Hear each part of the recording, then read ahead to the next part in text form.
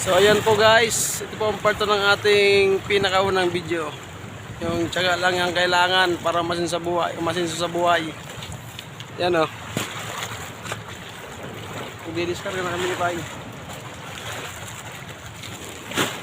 Ano pa? Ito bunong pa yan o.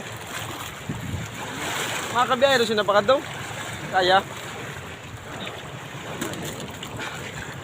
So ayan po guys, tulungan natin si Pailando. Sa mga kapwa ko driver dyan, shoutout sa inyo. Pinapakita ko sa kanila kung gaano kahirap yung trabaho natin, no? Hindi basta-basta yung trabaho ng tricycle driver kasi pagka minsan maulan, kapag minsan sobrang init naman. Pero ay, tulad dito ngayon,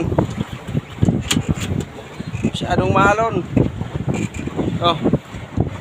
Kaya sa mga kapwa ko driver dyan, ingat-ingat na lang po kayo. At sa mga mandragat din po natin dyan, kapag ganito po yung panahon, sana po pag na kayong pumalahot. Tingnan nyo naman, oh. Oh.